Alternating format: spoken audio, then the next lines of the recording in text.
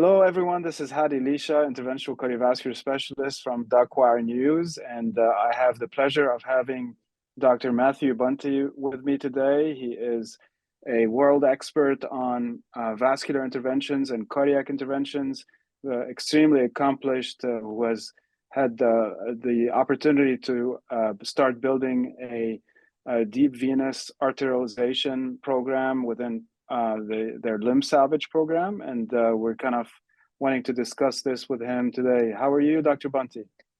I'm great, Hadi. Thanks so much for having me today, and looking forward to the discussion. Yes, sir. So I wanted to kind of, if you can let the audience know about what you do mostly, especially on the endovascular side, and then we can Sure. delve into the topic. Yeah, well, hello, everybody. I'm Matt Bunte. I'm from the St. Luke's Mid-America Heart Institute in Kansas City, Missouri. I also am an associate professor at the University of Missouri, Kansas City School of Medicine, and I'm the director of vascular medicine for our health system. And my endovascular practice includes both artery and venous interventions, but kind of more heavily focused on peripheral artery disease and chronic limb-threatening ischemia, which is how I got involved in the we call it now transcatheter arterialization of the deep veins in that procedure. Excellent. So tell us first, what is this procedure? What are we talking about here? Yeah, approximately 1 in 5 patients with CLTI really have very challenging anatomy that makes them unsuitable for durable options of bypass surgery or durable balloon angioplasty. So we call these patients so-called no-option patients who really have exhausted endovascular surgical revascularization opportunities, and so they end up many times with an above or below the knee amputation. So that's really the group of patients we're talking about here, not an infrequent population. Excellent. And what does the procedure consist of? Just general guidelines? Yeah.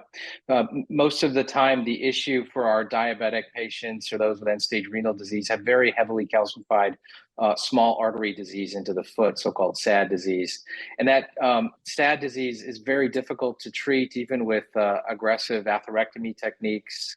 And so these patients are typically those with desert foot. So desert foot being really no named vessels supplying the midfoot or forefoot, and really no suitable expectation that if they have a wound in the forefoot or midfoot that they're going to heal without some additional flow. So what this procedure does is it borrows the veins in the foot and makes an arterial to venous connection in the proximal leg, where there's usually some preserved inflow.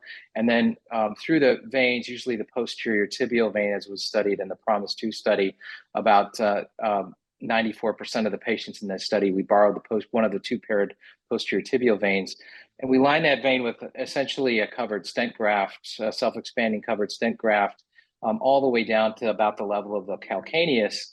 And in the middle of the foot, there's a large venous plexus called the lateral plantar vein that has both superficial and deep connections. And that venous plexus then is perfused with arterialized blood, and retrograde perfuses the venules and eventually the capillary beds to supply the foot. Excellent. So basically, you're creating an AV fistula at different levels. And obviously, we're going to ask you also about the different levels that you apply in every patient, depending on the anatomy. The blood flows from the artery into the vein in a retrograde fashion to the capillaries. Then tell us, how does the patient kind of have a venous return at this point? Yeah, since you're reversing the flow in the vein.